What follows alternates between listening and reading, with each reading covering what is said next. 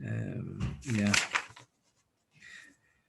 Right. Okay. So what we did last time was we were learning, this fascinating question of when you are claiming. So we talked about how there's a responsibility that rests on all the inhabitants of the city to basically fund necessary communal endeavors, right? So whether it's the wall, it talks about the wall of the city, and what it means to be a resident in the city for those purposes. You've got to build a wall. You've got to build the gates and whatever, and the bolt that's on the gate of the city, and all these things are essential that everyone participates if they've been in the city for long enough. The question is, how do you work out, if you like, the proportion and how much people are meant to pay? Because although ostensibly it would make sense to say that it's a basic tax, it's basically like a poll tax. It doesn't matter who you are, it doesn't matter what you earn, what your income or wealth you have, makes no difference. You basically got to pay the same thing. The problem is that we're talking here particularly about shmira, we're talking about protection, and therefore the argument could be made that those who have more to protect should need to pay more. Mentioned as an interesting historical aside just came to mind. There's a very famous house in Lincoln that belonged to, I think, Aaron of Lincoln, in the 11th or 12th century. He was a moneylender. He was a very wealthy guy, and he was a Jewish moneylender, and I think the house is still there. And if you see the house, you see that, as far as I recall, there's a sort of stonework, I think, at the base of it, at the bottom of the house, and then there's, I think, a door higher up. There's some structure, unusual structure about the house, and basically it was because he needed basic methods to protect the money that he had in his house. You're talking about, for the vast majority of history, you're talking about people who the notion of protection is, they're keeping people with more greater reserves of cash are literally keeping it under the bed, and therefore there is a real question as to whether they should pay more towards the protection of the city because they stand to lose far more. Similarly, we said that was one. There were two ikodomis in the Gemora as to what the shaila was. The first one was, do they claim based on how much income they have, right?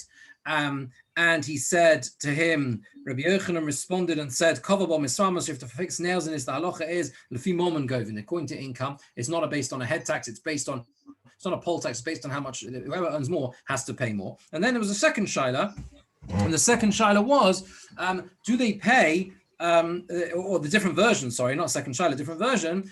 Do they claim based on kiruv batim, basically the proximity to the city walls? And on that he answered, no, they pay based on proximity to the walls. And then we saw at the end last week, we saw Tosfos. Tosfos makes clear several important points here. One is that because there's no sakonas nefoshos, right? There's no danger to life as such. That is why we have the consideration to go, as the Gemara concludes in the first way of learning, that you go according to their income. He brings another Gemara in Bava Kama, which talks about the bandits who attack a caravan in the desert, and that scenario is one where it's clear they're not after their lives, they're just after the money, okay? Where you see the same thing, where they work out based on how much the money they have, how much they each proportionately have to pay. If it was a situation that they would have to, that their lives were in danger, then certainly it would come into you would have to take into account the fact that they would have to pay the same. Whether you would also work out, you would also work out a way of taking money from them based on their income is another question. And then we brought this Rabbeinu Tam at the end, which is a very, very important, the second last Tosfos on the Amud, which is very important. Rabbeinu Tam says that the conclusion of the second lashon of the Gemara is that it's lefi kiruv batim, the people closer to the walls pay more. But it doesn't mean, that could lead to an absurd outcome, because you can have someone who happens to live, you can have the biggest pauper in the city, right, living next to the wall, and because he lives next to the wall, he's paying more than the big Osher who's living, in the fort in the middle of the city. Yeah, it's just that he happens not to live near the wall, near the wall, so he doesn't have to pay when he's the one who needs the protection. So Rabbeinu Tam says that it goes together with your sort of economic status. So that means poor people who are closest to the walls pay more than their sort of social band, social strata, whatever you want to call it, their economic band. Yeah, it's like council tax, right? Is their economic band is they're paying more of their band. If you're in a higher band economically, then you're going to pay more if you're closer to the city than if the wall, than if you're in the middle. But clearly, those who have much more income are going to end up paying more than those who have much less income, even if they're closest to the wall of the city. All right. So according to most Rishonim, that's what we saw last time. According to most Rishonim, these two Lashonos of the Gemara they work together in the sense that when we come to work out what the halacha is, we sort of combine them. We combine the way we work it out. Yeah, there's a very, very long Shulchan Aruch here on this. The Shulchan Aruch says, let me just see if I can. Actually, maybe we can see it's easy. It might be easy to see it in the Rosh. 1 second. Yeah. Do you have a Gemaras with the Rosh at the back? Do you have the Gemaras with the Rosh at the back? Yeah. So we can see the Rosh quickly. It's easier in a way than going through. The Shulchan Aruch goes on to lots of other issues here. Maybe I'll show it to you briefly. But let's just if you have the Rosh, so it's at the so it is on page. So the Rosh you'll find straight after, almost directly after the end of the Masechta. There's a couple of there's a Gilin Hashas, there's a couple of in standard editions, Gilin Hashas, Piskei Tosfos, and then straight after that you have the Rosh. And if you just turn to Kuf, it's Kuf Ayin Tes Omid base in the Dafei or Rosh. It's got 358 at the top of the Omid, and it's difficult to describe it. It's in the middle of Siman Chof base, so halfway through. There are the words Kosav Harav Rabbeinu Yosef Halevi Zal. The line begins with the words Bom Samros. Can you see that? I don't know if you can. It's about how to describe it really, because it's so small. 1, 2, 3, 4, 5. Actually, and also probably got different editions depending on the edition you've got. But basically, can you find Siman Chof base? Yeah, Siman Chof base in the Rosh. Has everyone got that? Yeah. So Siman Chof base. It begins with the Mishnah, Masnis, and then it goes through the Gemara, okay? And it basically quotes the Gemara, quotes the two Ikad Amris. It goes through both of them, and it says, the Ikad Amri boy me Reb Loza me Reb Yochanan, and it finished off with the words, Veloza b'ni kova bom samros, fix nails in it. In other words, this is the halacha. Can you see that? Yeah, has everyone got it? Okay. So after that, it says that he said, the Rosh says like this, Kos Rabbeinu Yosef Halevi Zal, Rabbeinu Yosef Halevi says, so I have a feeling is the Rimigash, but I might be wrong. Ishtaka Chashta, he says it comes out now, Bein Lishna Kama, Bein Lishna Basra, whether according to the first way of learning or the second, Ein Govin Lefina Foshus, Elo Lefi Shvach Momen. Everyone agrees, according to both versions of the Gemara, we discount, the idea that it's just a basic poll tax, that everyone pays the same, that we do away, that's no question. Both the conclusion of both Lashonos in the Gemara is we don't go with that. Everyone says you go according to income. Miu, however, Lelishna Basra, according to the second Lashon in the Gemara, Tefu Yehudu Matafi, right? We add on to it, it just adds on that there's another factor to take into consideration, which is proximity to the wall of the city. So everyone's agreeing you're going according to income, but you're just, according to the second version, you're adding on the consideration of proximity to the wall of the city when working it out. And then he says, I think a similar thing to Tosfos. If there are two houses that are the same, klum govin mehen el rafi shvach momen. Obviously, you only claim for them based on their income. You can have a house that's close to the wall of the city and that has no money at all. You're going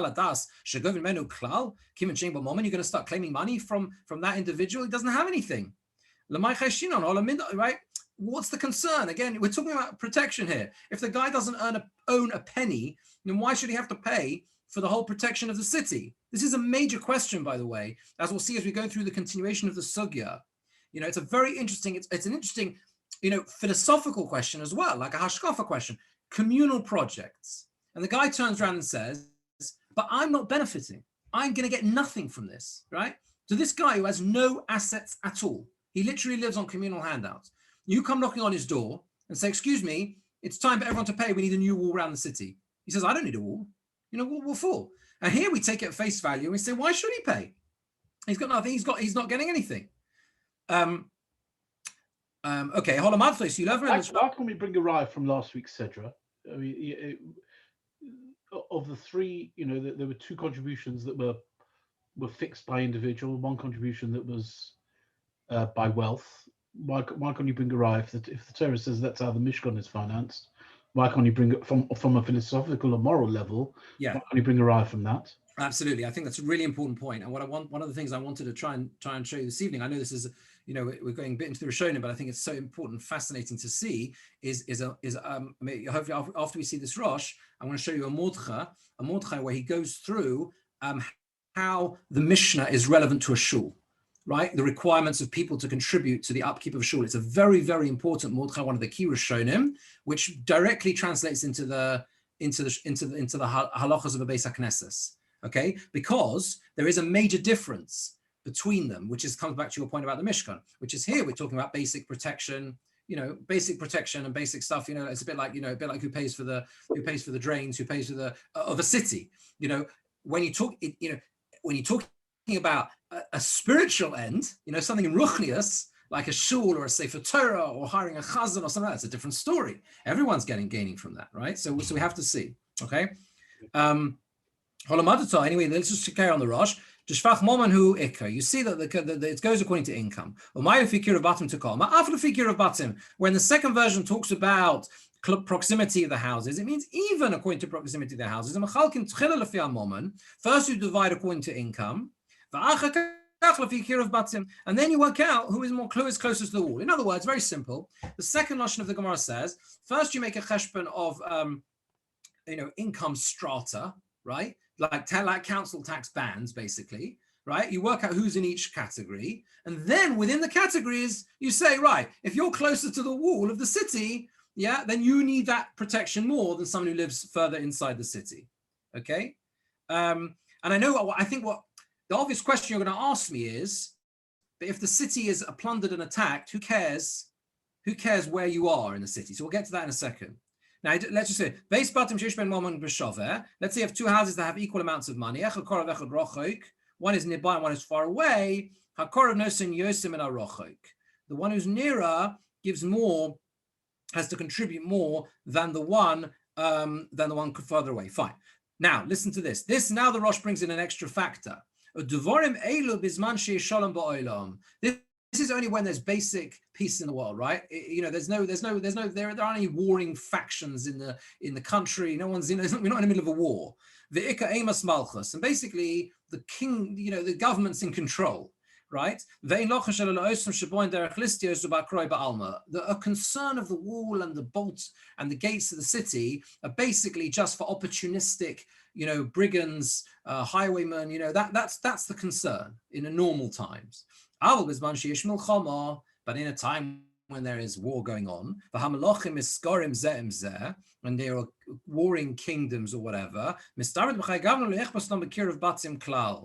that case, he says the Rosh, it's logical that we don't care who is closer to the wall and who isn't.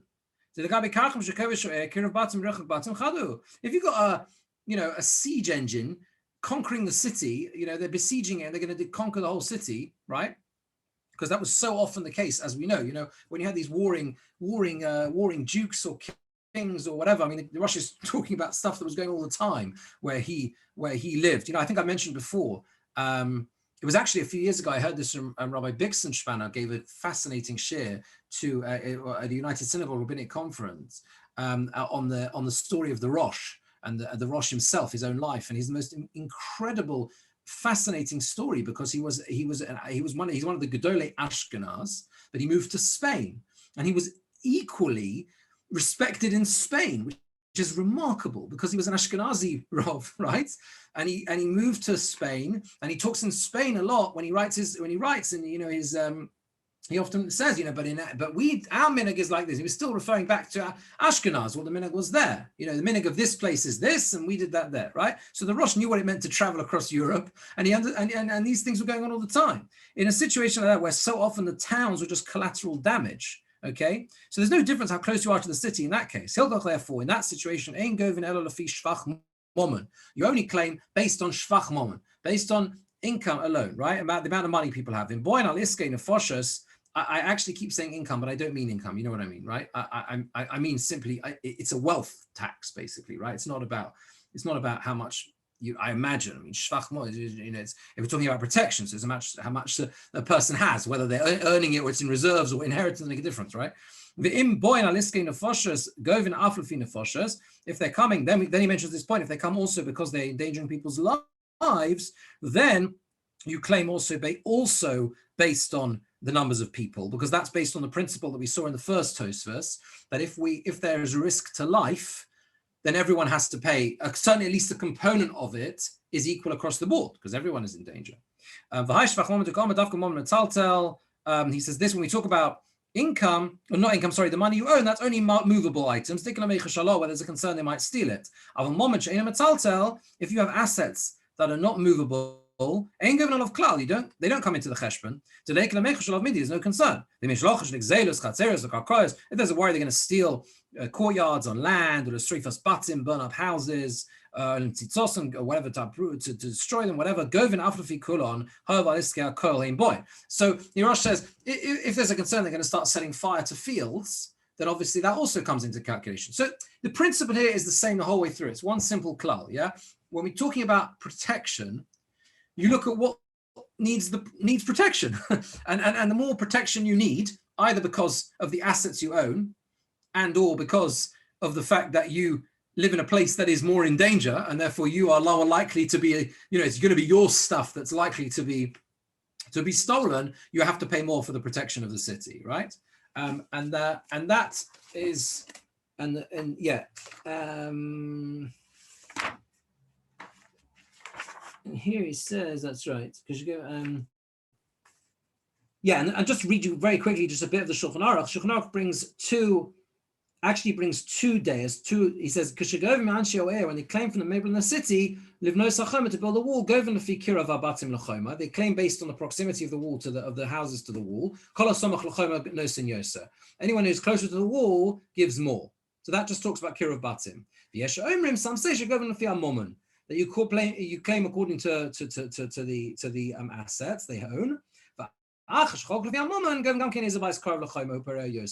Then he goes into the same thing as the Rosh, that whoever's closer to the city, you work out the assets first, and then you say, right, if you're closer to the city, you pay more on top of that. Okay.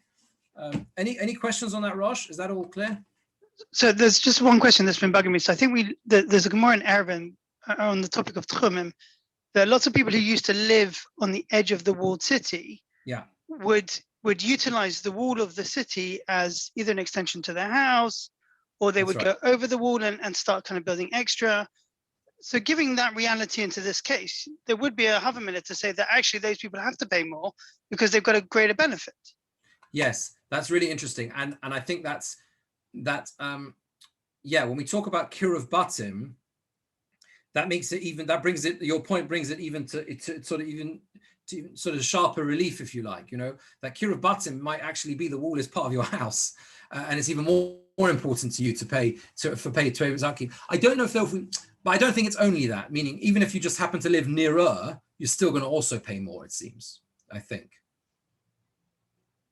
meaning you're right in the sense that you're right. It could be for some people, this is absolutely critical. And it's an interesting question whether, how granular, is the level of detail, you with me, that you go into here. That's part of the dilemma as well. At the end of the day, the people administering these, these expenses, you're talking about, when you're talking about building a city, you're talking about massive expense. So there's going to be a limit to how much the Gaboim, to put it bluntly, can go into in terms of that level of detail, But it does say lefi kiruv batim. So maybe the guy who's closest, he has to pay more, and they have to work out some sort of sliding scale. We thought shuls are complicated, but this is a different league. Okay, let me see if I can share this with you.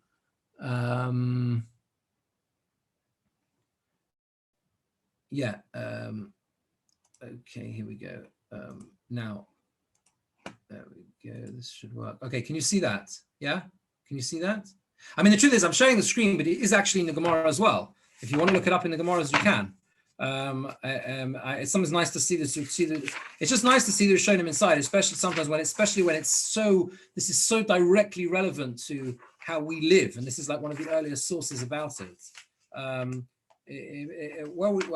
just tell you where we are in case you want to see it inside. The Mordcha is right towards the end of the standard full edition of the Vilna Shas. So it's basically after the Rif.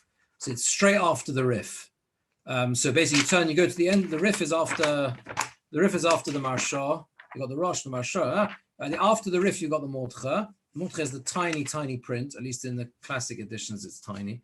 And it's on page 168, or Daf Pei Dalet on the base. It's page 168, and it's the beginning of Daf. It says it's actually Siman Tov Ayin Ches.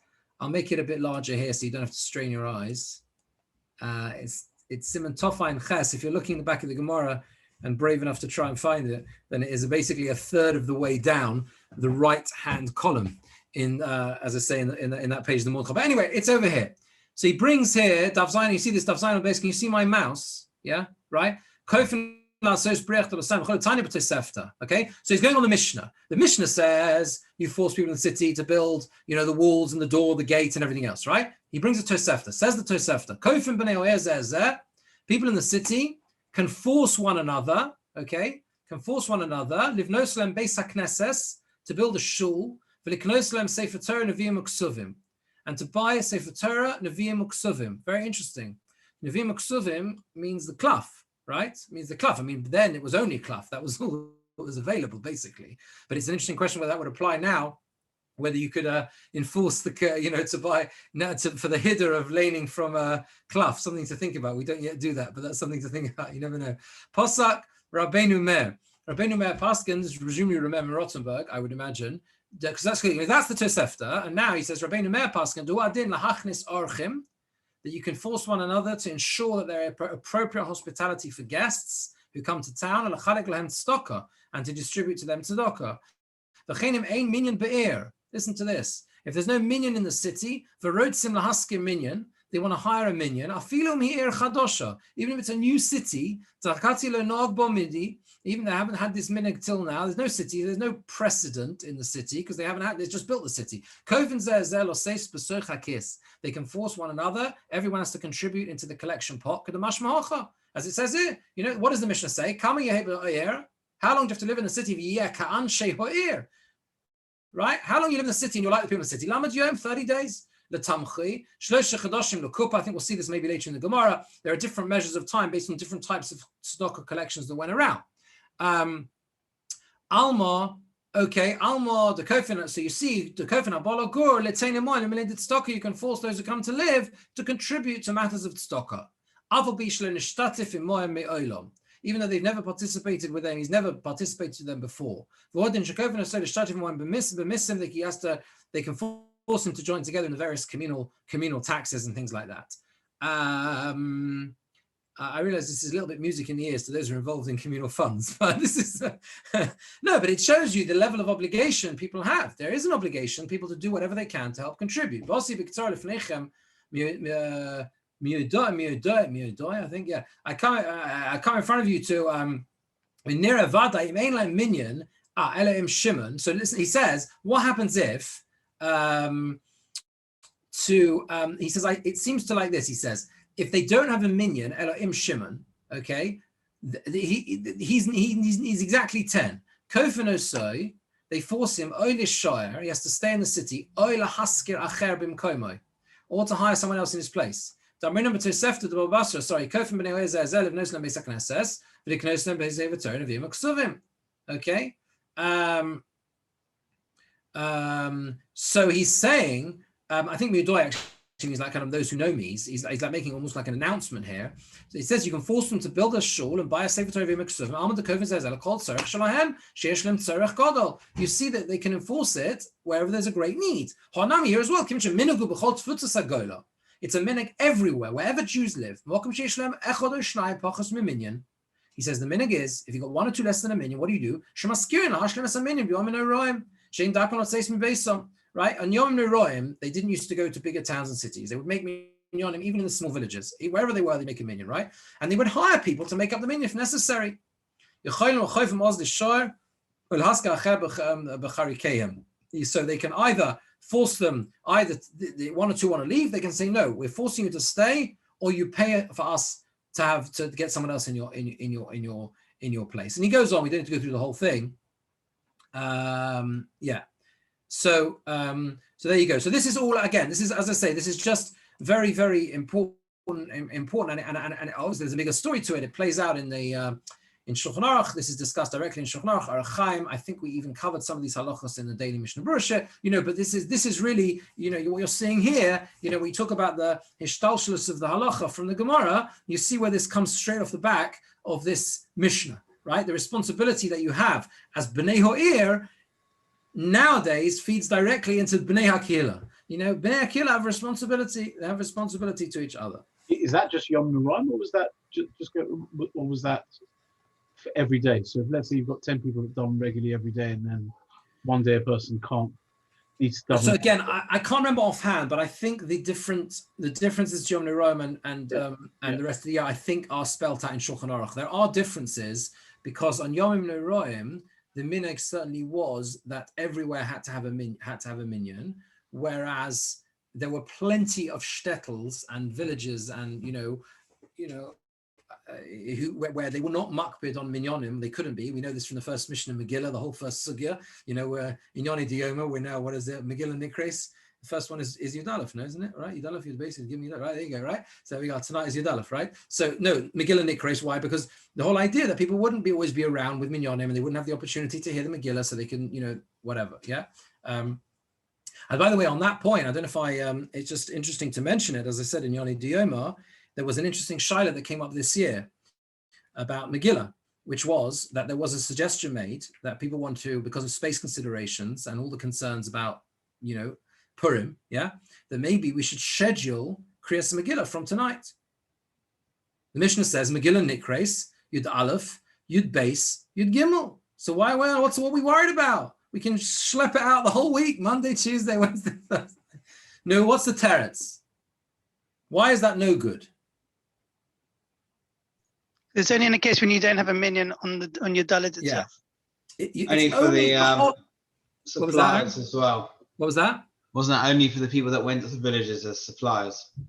Yeah, it was a very specific scenario. Well, I think the scenario was broader than, only, let's say, villagers, but it's the cases, as Martin says, is basically where you will not be able to access a Megillah on your Dalet. So, for example, you're going off on an essential mission overseas, whatever it is, for example, and you cannot have a Megillah with you, then you can read the Megillah earlier, right? But you can't, the fact that there's an inconvenience, it's difficult to do so on your Dalet, it's available, it's possible. So that piece of advice, this is what I heard from Diane Gelly, who gave a shir on all the different permutations and interesting shilas that have come up this year. It's just an interesting shilah, right? How you would know, when you think about it, you think, wow, that's actually something we could have thought of. But I wonder whether there have been situations where street minyanim, who, for example, wanted to purchase a big tent covering, were saying, well, look, everybody's benefiting from it. Yeah, that's an interesting question. I doubt they'd be able to force, though. I mean, we're using force as if it's like so easy to force when you can force. but even there is even less control. The reality is obviously in practical terms anyway, it's difficult to. But I think what we learn from here is that there absolutely should be a strong sense of Kehillah responsibility that you see very, very clearly from this whole sugya, as we'll go on, and we see as we go on through the Gemora. The problem with the street minyanim is that there's no formal. It's not a Kehillah, right? There's no formal. I don't mean to. I'm not putting them down at all, but and I know people have said it's wonderful and lovely. We meet our neighbors, but there is no formal, Kehillah It's a practical solution for a difficult circumstance. The Gemora says, we're familiar with the Gemora. The Gemora says it's a chutzpah to daven outdoors, right? But because of the situation and health reasons and everything else and whatever and safety, yeah, that's okay. So we rely on the leniency 100%. But the whole setup is obviously only for a tzorech shas adachak. Yeah. Anyway. So let's carry on. Where are we up to? Rabbi Yehuda Nasiya. That's right. Yes, that's right. Okay, fine. So we're going to carry on the Gemara now, which is about 1, 2, 3, 4, 5, 6, 7, 8 lines up from the bottom of the Omad. Rabbi Yehuda Nasiya, Ramad Shura de Rabbanon. Rabbi Yehuda Nasi placed a tax, the expenditure on the city wall. The Shura is the wall, right? On the Chachomim, right? Ad Rabbanon. He made them pay for it as well, the Rabbanon, like everyone else. Omar Reish, La Omar Reish Lakish said back to him, Rabbanon le'tzrichin etirusa. Rabbanon don't need guarding. The whole principle is only those who need protection are the ones who have to participate in paying for the wall. Well, the Rabbanon don't need protection. The Pasuk says, Asaprei michol yirbun. I will count them, they will increase beyond the sand. Asaprim leman. I will count who? If you're talking about the righteous, the tzaddikim, that they're more than the sand, right? Numerically, that can't be. The whole of Yisrael, it says about them, they are like the sand on the seashore. Okay, so it can't be that the tzaddikim yirbun. You're telling me the tzaddikim themselves are going to be even more than the sand? That can't be. This is what it's saying. I will count, I will number the actions of the righteous, that they will increase them more. They will increase more than the sand. And now he gets to the key point he wants to prove from here. The Kal V'Chomer says it's a simple Kal V'Chomer. When it comes to sand shemuot, which is only a small amount, Megan al Hayom, and the sand, there's not very much sand, relatively speaking, and yet it protects the sea from bursting forth and coming in and swamping the land. Ma'aseyem shel tzadikim she'im merubim, the actions of the righteous, which are many, more than, as the pasuk says, more than the sand. Lo kol shekain shemaginim aleihem. Is it not a kol shekain that the sand can protect that the actions of the righteous, the tzadikim, should be able to protect themselves. In other words, they don't need protection of the physical wall because they are protected by the Maisim Tovim. So there you are. So Omar, so the Gemara carries on to prove this. When he came in front of Rabbi Yochanan, Omar said to him, "My time alone, time miha." So Rish Lakish came in front of Rabbi Yochanan, and Rabbi Yochanan said to him, "Why didn't you say to him from here? Why didn't you prove from here?" The pasuk in Shashir, "Ani Chaim of Shodai ka migdolos." I'm like a wall, and my Shodaim are like migdolos, like towers. Ani Chaim, and the Gemara famously says this in a few places in Shas. Ani Chaim, I am a wall zu Torah. This refers to Torah. The Shodai ka migdolos. Elu tamidi chachomim. These are the tamidi chachomim. The idea of nourishment, the idea of nursing. That refers to. That refers to Torah scholars and the teaching of Torah. So what do you see? You see that they don't require protection. They describe themselves as a wall. Rish Lakish holds like Rava said, Rava Darshans, Ani Chayma zu Knesset Yisrael. He says, Ani Chayma, I'm a wall that's Knesset Yisrael. The Shodei Kamigdolos, Elu Bati Knesiyos, the Bati Midrashos. That refers to the shuls and the Bati Midrashos in general. And therefore, in that sense, he says, that's why Rish Lakish didn't learn it from there. He says this is not referring to Talmidei Chachomim specifically. It's talking about it's talking about the idea that the Jewish people as a whole sort of protect themselves with a wall, in the sense that they do not allow, they make sure they don't become assimilated with the local non-Jewish population, and that's what it means. It's in that sense. They retain their distinct identity, right? Now, okay, fine. So there we are. Right.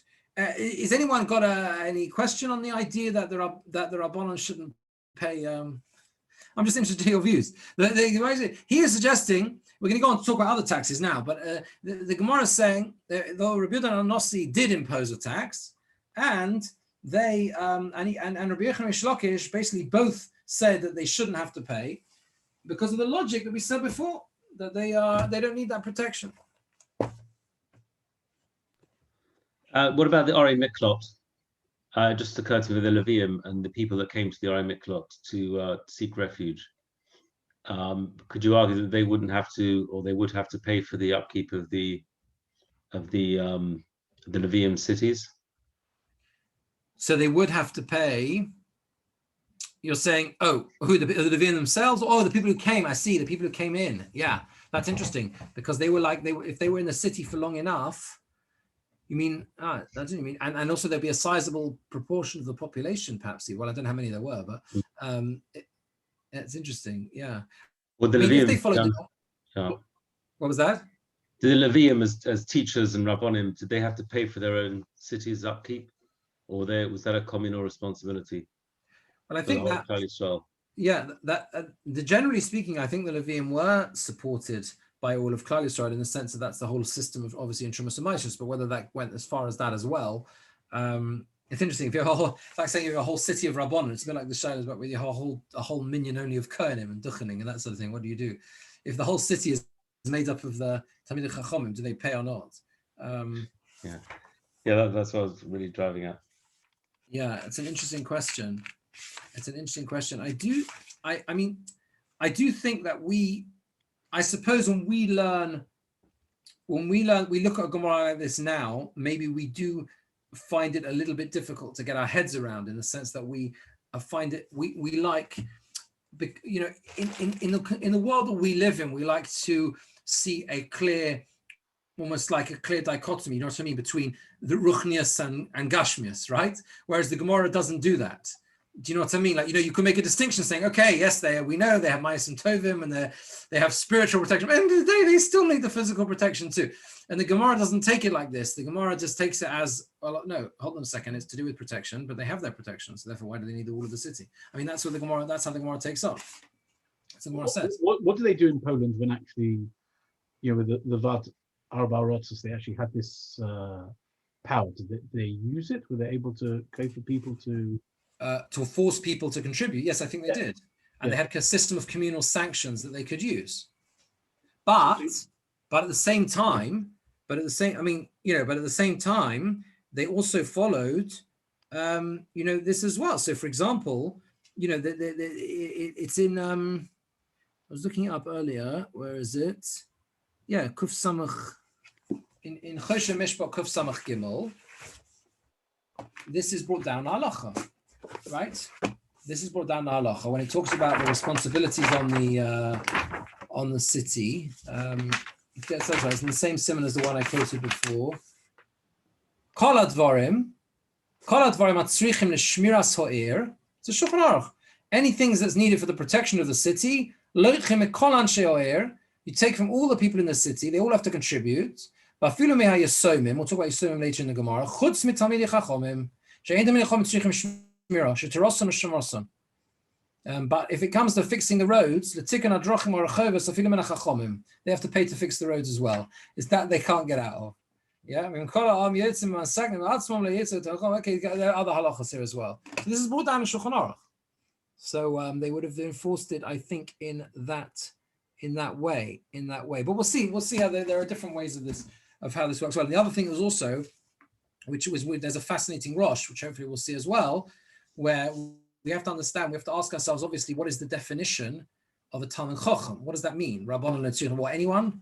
Someone who's got smicha, someone who, you know, what does it mean? What is the definition of a Rabbanon Letzirah? Who are the rabbis, right? What does that mean? Is that, do you have to be the Rav of a Kehillah? Do you have to be you could be, Melamed Tanokas is a Rav, he's teaching in a school, you know, what is the definition of Rabbanon? So there's a fascinating Rosh, very important hashkafically as well. We'll see soon. But there's one other point I just wanted to make here, which is that it's worth bearing in mind that the idea that there was immunity from taxation for the, if you like, to use the words, the priestly class, do you know what I mean? Those who were of the level of the Rabban, whatever, was very, very common across the ancient world as well, even in the non-Jewish society, okay? That's important to bear in mind as well. So when we learn a Gemara like this, we think, wow, that's really surprising. That wouldn't get through nowadays, that type of thing, right? The rabbis are going to have to pay their taxes as well. But whether for protecting the city or whatever. But this was not something which was only unique to the Jewish people as well. It was the case in the Persian Empire as well. It was the same thing. To the equivalent, they were also exempt from that. Okay. Mitzrayim. Even when the Jewish people were slaves, the Levium were not enslaved, were they? No, that's right. No, but what I found interesting, and I saw this in Menachem Elon's, where he's got there's a whole book of Mishpat Ivri, where he talks about these things, and he brings there the idea that the Persian rulers exempted all these people as well, and it was interesting that the Chazal, who were operating within their within the same environment, they were living in that same world, they also exempted the Chachomim from these particular taxes. Didn't Yosef make the exemption for Kohanim? Yeah, in Egypt? Mitzrayim was a different story. That's right. We understand that Yosef was the one who brought that system into play earlier on, generations earlier, so that they became exempt, so that it benefited them later on as well. Absolutely right. Yeah, that's right. Yeah. So let's do right. So let's carry on, because there's another tax here as well. Rav Nachman, no, the Gemara carries on. Rav Chanan bar Rav Chisda, Roma Kraga Arabonon. So he imposed a Kraga on the Rabbonon. So we're going to see in the Gemara there are various different names given for different titles given for different taxes. They had different names for taxes. So you find, for example, let's see if I can see we're going to see later on a number of other ones as well. They had different names for different taxes. That's right. The Persians had a tax called a taska. In Aramaic, that's Tov Samach Kuf Aleph, and that was a land tax. And they had also the tax called the Kraga, which was basically a poll tax. Okay. The Romans had a number of other taxes, like the Arnona, which we know nowadays from council tax. Arnona, everyone fondly remembers that. Those of you who lived in Israel for a little bit and fondly remembers the Arnona being the council tax. So they had that word is taken from, I think it was originally the Romans imposed that. And they had custom tolls and all sorts of other things as well. Anyway, this Kraga was a poll tax, which was a Persian tax. And Rav Nachman bar Rav Chisda, Rav Chanan bar Rav Chisda, Roma Kraga Rabbonon. He placed the tax on the Rabbonon, this tax. Amalei Rav Nachman bar Yitzchak, and Nachman Yitzchak said to him, Avarta adoraisa ad neviim ad ksuvi. He says, you are transgressing the Torah, Neviim, and Ksuvim. Adoraisa said the Torah, it says, Af cheveva mim kol kedosh yodecha. He cherishes the people, all his holy ones will be in your hand. Psukim at the end of in V'zos HaBracha, Omer Moshe HaKadosh Baruch Hu. And Moshe said in front of Hashem with this pasuk, Rebbeinu Shalom, Afilu v'shlosh atam mechabev amim. Even when you cherish people, even when you are close to the nations, the way you show them favor and they rule over us, okay? Kol kadosh yodecha. All your holy ones shall be in your hand to protect them. V'hem tukulu, in other words, the Talmidei Chachomim. V'hem tukulu raglecha, and they shall support your.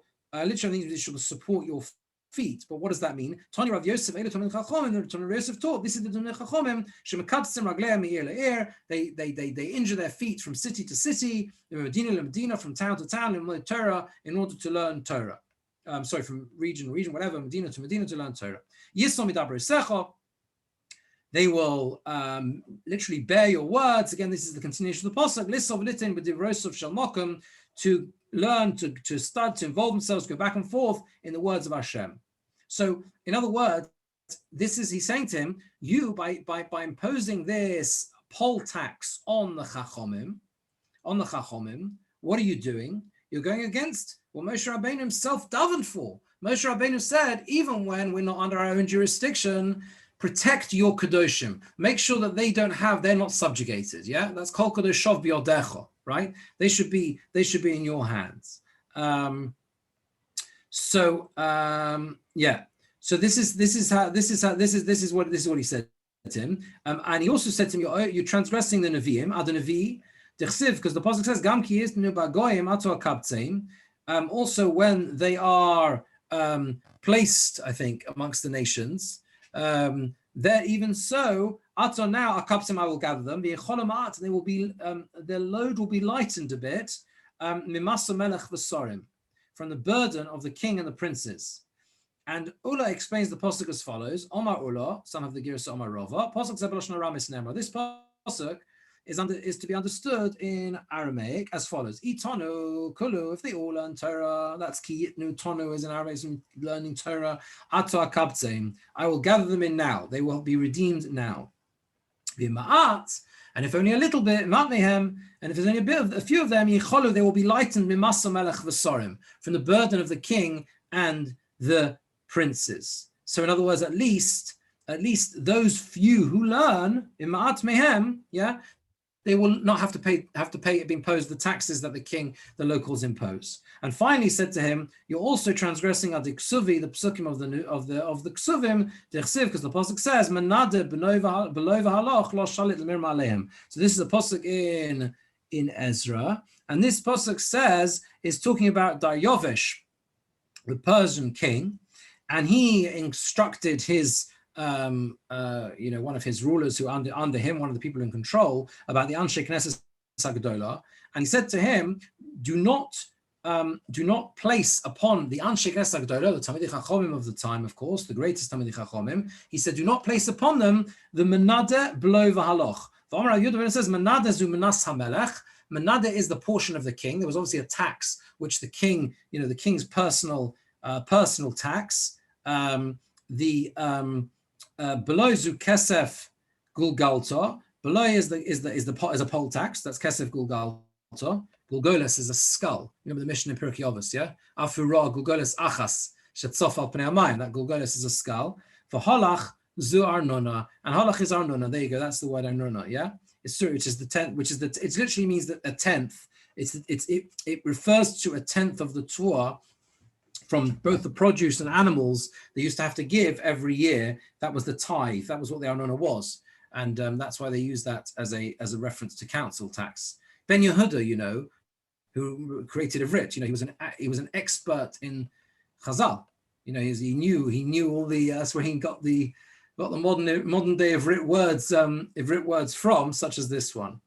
Let's just see Rashi. So Rashi at the bottom of the previous Omud. We placed the expenditure of the wall of the city on the Chachomim, just like on other people as well. The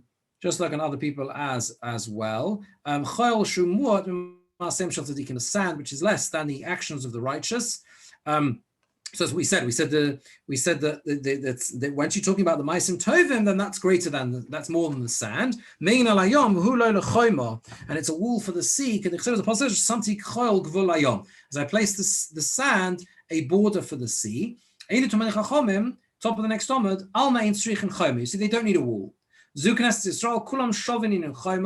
all the same with regards to the wall. They protect themselves from becoming mixed up in the Ovdei Kerchovim. That was what we said. That was what the Gemora was saying, where Rish Lakish didn't use the psukim that Rabbi Yochanan suggested, right? Because Rish Lakish said that that's talking about the Bnei Klal Yisrael as a whole, right? And the way they protect themselves as they draw a wall around themselves between them and the outside, the rest of the world. You show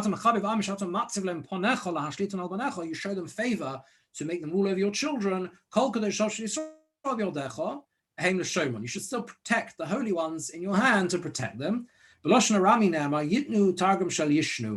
yitnu is the targum of yishnu, of learning. That's what the word is. In Aramaic is to learn. Im tonu kulam, if they all learn, v'chein rubon, or the majority, Yushonin, they'll learn. V'oskim Torah, when they involve themselves in Torah, when they're exiled in amongst the people. Now I will gather them in. Very soon I will gather them in. That's what if they're all learning. And if not, the pasuk was saying, then at least they will be not have to pay all these heavy taxes. Even there's a few of them who learn amongst the nations, they'll at least be lightened from the burden of the king and the princes. They won't have to pay those taxes. The word not to profane. They won't have to. They will be able not to pay those things. below the halach. Dayovish simas pasar eva hanar as pachas. Sorry, eva hanar. Dayovish commanded the pachas, which I think was the name of it was a title, I think, of a ruler on the other side of the river. Alan Sheknesa Gedola, about the men of the great assembly. Manos hamelech migvas misim. The taxes, they always used to place on the people in the city. Arnuna is the Isurei Tavois, the tenths of the produce, the behemoths, and of the animals, Midei Shana B'Shana, that they wouldn't have to pay those particular taxes, yeah. So right, so that's that bit. Okay, so you see from here, I mean, obviously clearly where they were living also there was obviously a great delight in taxation. They had many different forms of taxation. It's also interesting that these taxes were being, you see the autonomy that the Jewish community had, right? No, I mean, you read, who's Rav Nachman Baruch Chisda's Roma Kraga Arabanon. He was the one. Well, he was obviously the one who was either collecting the taxes, or he's imposing the tax, or he's collecting on behalf of the authorities. There was obviously an expectation that the Jewish community had to pay their way in terms of taxes. Yeah.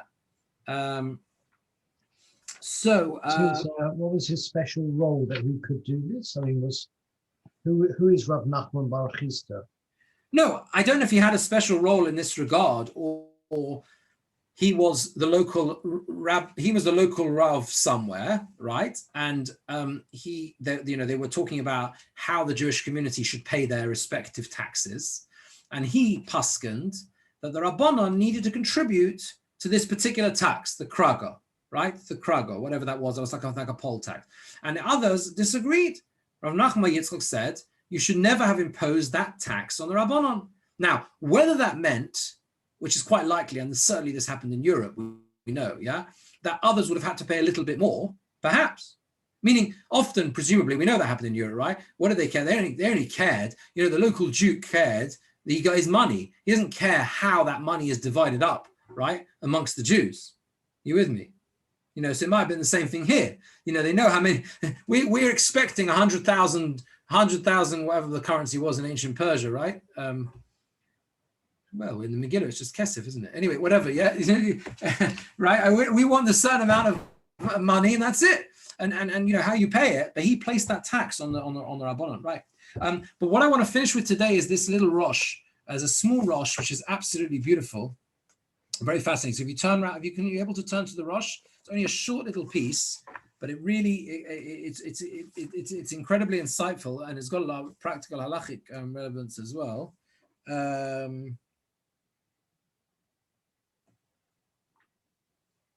Yeah.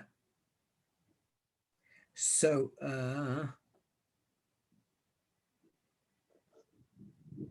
so it's at the very bottom, it's where we were before on Kufay and Tes Omid base, or it says 358. Yeah, it's where we were before, but it's right at the very bottom of the outermost column.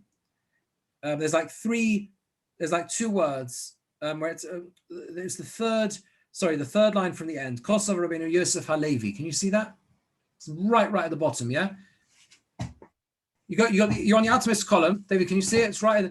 It's the very end of the page. The very end of the page, right? Kosav Rabbeinu Yosef Halevi Zal. Yeah. Shamina Mehai Uvda. He's going on the next Gemora a little bit as well. We'll see that Mitzvah Shem next time.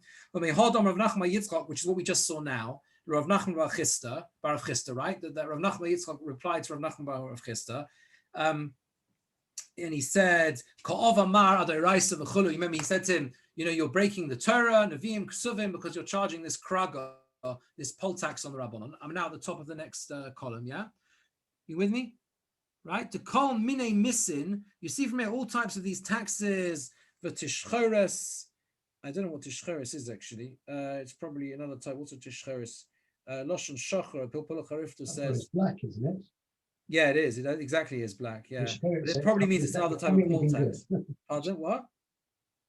Maybe you only pay if you've got black hair. All types of taxes and other dodges. Yeah. Because we had the word shachars. Anyway, whatever it is, these types of things, that are placed on the kehillah, on the whole tzibur, the whole community, whether they're fixed or not fixed, not obligated to support with these particular forms of taxation. And we'll see the Gemara Mitzvah next time. It goes through other examples. There are things they do have to contribute to, whatever. But now he goes into the definition. What's a Talmid Chacham? Only a Talmid Chacham. You heard this phrase before, where their Torah is their livelihood. That's how they earn a living, right?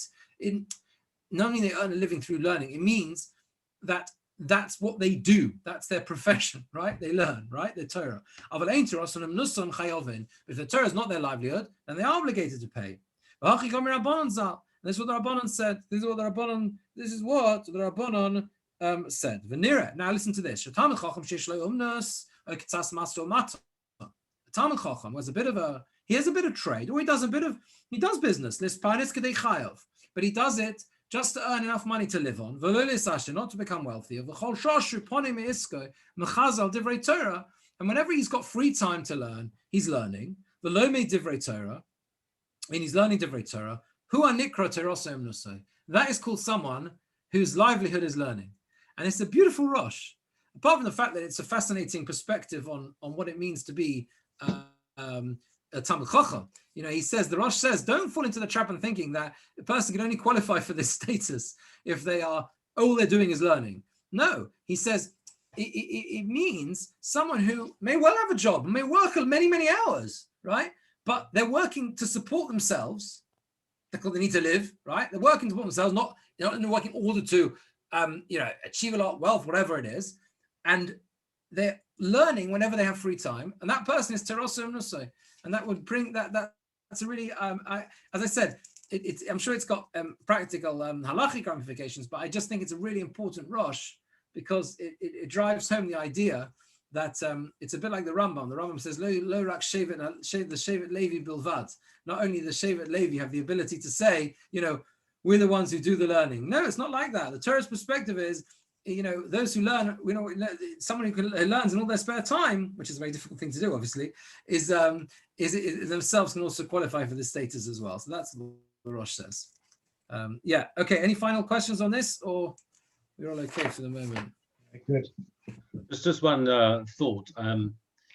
Was there a risk at the time that when Torah Shabbal Peh effectively became written down, that the Rabbonim or whoever, well, I guess the Rabbanim, they became slightly less, not important, but their role was lessened because people could actually read it, as opposed to having to go to the vessel that held that knowledge, and therefore they're very keen to make sure that the Rabbanim are still regarded in the same way that they would have been previously.